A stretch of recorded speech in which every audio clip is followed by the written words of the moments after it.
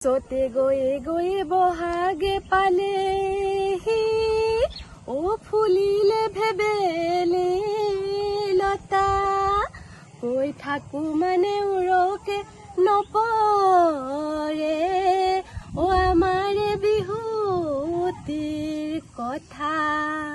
নমস্কাৰ সমূহ অসমবাসী ৰাইজক মোৰ ফালৰ পৰা ৰঙালী বিহুৰ আন্তৰিক ওলগ জনালো আৰু আপোনালোকলৈ সৰু এটা ভিডিঅ' আগবঢ়ালো।